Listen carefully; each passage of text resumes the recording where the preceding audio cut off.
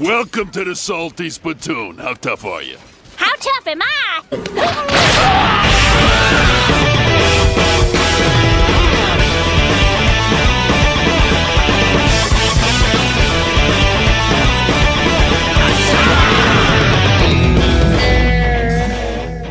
Alright, what's up guys? It's your boy Phantom, back at you another video today. And today, man, I got a great topic I want to discuss, and I think that'll be very interesting to discuss on the channel.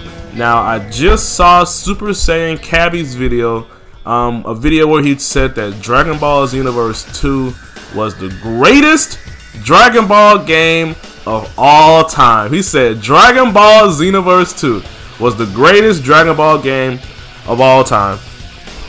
And you know what? Besides the fact that I completely disagree with him on that, but that is his opinion, of course. I'm not going to sit up here and, rant on that. That's his opinion. That's fine. I thought that that was a very interesting topic. What he said in that video got me thinking a lot, actually. What is the greatest Dragon Ball game of all time? You know what I'm saying? And this opinion can be very subjective depending on who you ask. Some people, like Cabby, will say Xenoverse 2. Some people who were born 10 years ago or 20 years ago will probably say Budokai Tenkaichi 3. Some people will say the Budokai 3 series, the Budokai series. And a lot of people nowadays will say FighterZ. It just goes on and on. There's somebody in the audience that's going to say Ultimate Tenkaichi. Somebody's going to say Sagas. You know what I'm saying? It's a completely subjective opinion. But I thought this would make a great video to talk about and discuss on the channel. What is the greatest Dragon Ball game of all time? So here's what I'm going to do. I'm going to highlight 4 games. 4 games from Dragon Ball that I feel like defined a generation to a certain extent. You know what I'm saying? So the 4 games I'm going to put in contention for being labeled the greatest Dragon Ball game of all time. Those 4 games are going to be Dragon Ball Budokai 3, Dragon Ball Ultimate... No, sorry. What? Ultimate Tenkaichi. Oh, God, no. Dragon Ball Tenkaichi 3. So, Dragon Ball Budokai 3, Dragon Ball Tenkaichi 3, Xenoverse 2, Dragon Ball Xenoverse 2, and it's going to be Dragon Ball FighterZ. Those are going to be the 4 games I'm going to talk about in this video, and why I feel like either of those games, or trying to decide between those 4 games, which one, in my opinion, was the greatest Dragon Ball game of all time, right? Alright, so first off, I want to talk about Budokai 3. Budokai 3 came out in 2004, right? So, taking my age into perspective, I was born in 1996. I'm 22 years old as recording this video. I was, 8 years old when Budokai 3 first came out? 8 years old, I believe? I was a fucking kid when that game came out. So, honestly, Dragon Ball Budokai 3 is old as hell. But, if you ask me, honestly, in my opinion, I think Budokai 3 was ahead of its time in terms of how the game is and how the gameplay is. I think Budokai 3 was honestly ahead of its time in certain areas, right? If you ask me, the game was ahead of its time, like I just said. Yeah, it played a lot like... I may sound weird for saying this, but the game played a lot like Tekken. It had the whole side scroller, it had the little side stepping, it had the dodge mechanic, and honestly, it had juggles. Budokai 3 had combos, it had juggles, it had little frames and stuff, it had lows, highs, mids, all that stuff. Budokai 3 was ahead of its time. I feel like a lot of people nowadays ask for Tenkaichi 3 remakes and stuff like that. If you ask me personally, I would love to see a Budokai 3 remaster or remake. Most likely a remake. I feel like Budokai 3 once again was completely ahead of its time in terms of how the game played and how the fighting mechanics were. Imagine a Budokai 3 game nowadays. So basically when you talk about Budokai 3, what I mean when I say that, imagine how Tekken, for anybody that plays Tekken, right? I know there's not a lot of you in this comment section. Imagine a Dragon Ball game that played like Tekken. Pretty much like that, but you could go in the air, right? It had the sidestepping, the side scroller. It had the dodge mechanic. It had the combos, the juggles, the highs, the lows, and stuff like that. It had all that. The grabs. I feel like if they were to remake a Budokai 3 game with that same kind of idea nowadays, I'm very curious and very interested to see how that game would do. So next up, let's talk about Tenkaichi 3. Tenkaichi 3. Like Budokai 3, Tenkaichi 3, I feel like a lot of people who played Dragon Ball back in those days, they view it with nostalgia glasses, in my opinion. Myself included a little bit, not as much though. But I feel like a lot of people put Tenkaichi 3 and Budokai 3 to a certain extent on this pedestal of just the pinnacle of Dragon Ball games, and it's yet been beaten or overtaken from nowadays. And you know what? I gotta disagree. As good as Tenkaichi 3 was back then, honestly, if you really take the nostalgia glasses off, which I'm sure a lot of people are wearing when they talk about Tenkaichi 3, Tenkaichi 3 really wasn't all that. If you really think about it, people love Tenkaichi 3 because it had all the characters. And yes, it did. Tenkaichi 3 to this day has the biggest roster of any Dragon Ball game ever released. To this day, man, Tenkaichi 3 had every single person. Like, everybody. Even the most obscure of characters, Tenkaichi 3 had that shit in the fucking game, dude. And I think, you know, that's honestly why people love the game, right? It had everybody. The story mode, though, okay, so let's talk about why I don't think Tenkaichi 3 isn't as good as Budokai 3, in my opinion. You know, it had all the characters, but when you think about it, the gameplay, it had the 3D gameplay. It was the first Dragon Ball game that had the 3D fighting, right? It had the 3D gameplay style, right? So it was a big deal back in the day. But when you think about it, Tenkaichi 3 wasn't really all that. The story mode was bad, you know what I'm saying? All the characters, even though they had the biggest roster in any Dragon Ball game, all those characters fought exactly the same. You know what I'm saying? Let's keep it real for one moment. Tenkaichi 3's character variety, even though it had 100 of them, like 100 plus, they all fought the exact same. And a lot of the characters had shared movesets. Like, they all, like, you know what I'm saying? So when you take all that kind of stuff into account, you know what I'm saying? Tenkaichi 3, in my opinion, doesn't beat out Budokai 3 in terms of which one was better for the old generation, as I'll call it. But some people might disagree. If you disagree, comment down below and tell me why you disagree. That's just my opinion, of course. Xenoverse 2. Let's talk about Xenoverse 2. Now, Super Saiyan Cabby said it himself, man. He thinks Xenoverse 2 is the best Dragon Ball game of all time. That's what he said in his title. That's what he said in his video. And his points, if I'm paraphrasing them correctly, his points were that the game sold 10 million copies, it did, and that people are still playing this game to this day after 2.5 years of its release and has a very dedicated fan base. All those things he said are true. But I feel like those points in general, I'm gonna have to disagree with him in saying that this Xenoverse 2 is the best Dragon Ball game of all time. I gotta disagree with you, Cabby. No disrespect, of course, to Cabby, just my personal opinion. Now, Xenoverse 2 has, or Xenoverse in general, the Xenoverse series, has a good concept. And I'd be sitting up here lying if I said that I didn't love Xenoverse 2 just as much as Cabby probably does, or just as much as some of you guys probably do. I talk a lot of shit on the game nowadays because I feel like the game is just past its prime. It's like a half-dead horse that needs to get put down, honestly. But back in the day, man, I used to love Xenoverse, honestly. And you know what's honestly really funny? I don't think a lot of people know about my channel. My channel really wouldn't exist. I don't think it would exist if it wasn't for Xenoverse, right? I got my start with this channel from Xenoverse, which I think is hilarious considering the direction my channel is going or is nowadays.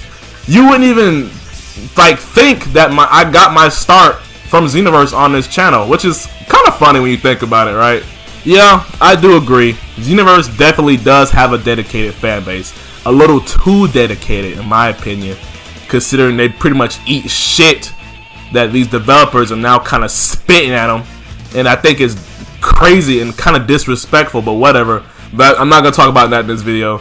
But yes, Xenoverse sold a lot of copies, man. The Xenoverse series is definitely, you know, not a series to understate when in terms of Dragon Ball games, right? I love the series, right? I love the concept. I love creating my characters. I love my characters. Honestly, the only reason I even remotely acknowledge Xenoverse is because of my characters. I love my characters. I love all that stuff, right? But let's get down to. But I'm gonna honestly. Here's what I want to ask, right? This has been on my mind because when I see people say that Xenoverse 2, they love Xenoverse 2, it's the best Dragon Ball game of all time. I always ask myself this very important question. If Xenoverse or Xenoverse 2 or Xenoverse in general did not have or give you the option to create your character, would you guys still play it as faithfully as y'all do to this day?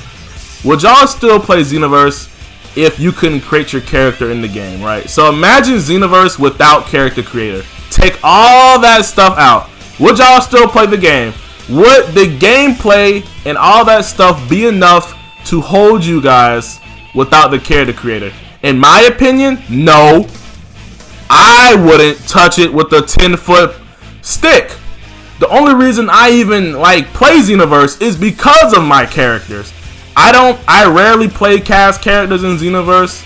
You know what I'm saying? If I want to play cast characters, I'll play FighterZ. They're a lot more realized than FighterZ. I'm sorry. In Xenoverse, the characters play a lot the same, but the reason why I love Xenoverse is because I get to create my own character, give my characters their stories, and basically just have my own little fan fiction in the game, right? That's why I love Xenoverse, and I'm sure that's why a lot of other people love Xenoverse, honestly. Because, I'm going to keep it real, the game, it has so many problems and so many technical issues that it doesn't hold up in the long run for calling it the greatest Dragon Ball game of all time, right? I'm just saying, I feel like the game could have been called the best Dragon Ball game of all time. But the fact is that we have a game with a great concept, a great potential. In my opinion, so much potential. They could do so much with Xenoverse. They could do so much, honestly. If they were creative enough or had a creative enough development team, they could do so much with this game, honestly. But the fact of the matter is, we have a development team that is completely out of touch with the community in terms of what the community wants and what the game needs to get better, right? The issues that are in Xenoverse from 2 years ago are still in the game. And they're only getting bigger. The more they add to the game, the worse the shit gets. But, yes, the game does have a devoted fan base. You guys will stick with the game through thick and thin, as I've seen previously. But I honestly feel like if Xenoverse did not have created characters, half of you guys would not play it. I'm sorry. Now, I know that's kind of a low blow, saying, fam, how you gonna take... That's what the Xenoverse series is known for. You can't take away its niche. That's what the game is. You know what I'm saying? But that's the point I'm trying to make here. If you took away created characters from Xenoverse, all it would have left would be its gameplay. In my opinion, the created character system revolves around 80% of the game. The gameplay is second. I don't think the gameplay will hold up to make the game even worth comparing to, say, FighterZ or even Budokai, in my opinion, right? The created characters is why most people play Xenoverse. That is why. If you took that away, this game would be in the dumpster. So I feel like that's enough reason to not call it the greatest Dragon Ball game of all time. It leans on that one thing. If you look back at all the older Dragon Ball games, it didn't lean on that. It had a great diverse set of, at least in Budokai and FighterZ, an example, diverse characters, great gameplay, great graphics, great, all that kind of stuff. It leans on a lot of other stuff. And last but not least, let's talk about Dragon Ball FighterZ, the most recent Dragon Ball game to come out, besides Project Z coming out later this year, right? So we got Dragon Ball FighterZ. In my opinion, I think Dragon Ball FighterZ was the biggest Dragon Ball game to come out. Honestly, this game set such a high standard in terms of not just Dragon Ball games, but anime games in general. You know what I'm saying? Whenever I look at an anime game nowadays, I ask myself, but is it as good as FighterZ, right? And a lot of people like to bash on me for saying or even saying that don't compare it to FighterZ, but keep it real, man. FighterZ has set a whole new standard in terms of how I want to look at anime games, right?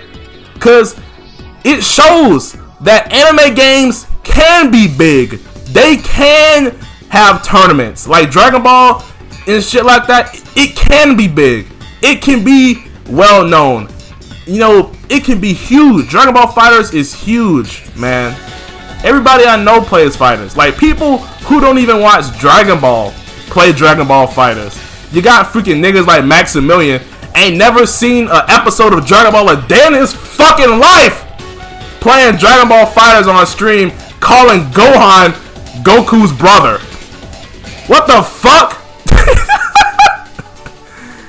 You got Dragon Ball FighterZ bringing in those kinds of people who ain't never seen a fucking episode of Dragon Ball in their fucking life. It's absolutely ridiculous, but that just shows what FighterZ did for the Dragon Ball and the gaming community, right? It was a big ass fucking game, dude. Honestly, I feel like Dragon Ball FighterZ brought so many new faces into the Dragon Ball community.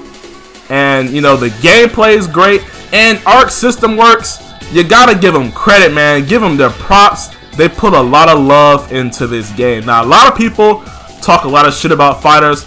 I talk about shit about FighterZ, how the game has no defensive options, and it kind of doesn't. I'm sorry. But at the end of the day, I will always give FighterZ its props, man. That game has a lot of love put into it. And the developers listen to the community.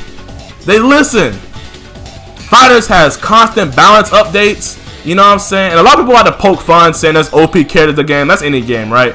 But the developers put a lot of love into this game. When I play FighterZ, it feels powerful. It feels strong. It feels intense. The combat's fast. The gameplay is great. The graphics look amazing. One of the best looking Dragon Ball games out right now, besides Project Z from the looks of it, which comes out later this year. The best looking Dragon Ball game out right now. Now, of course, FighterZ is not perfect. The story mode is lackluster. The character roster is a little bit below average or average at best. But of course, with the Season 2 DLC coming out later this year, we're going to have more characters added to the game.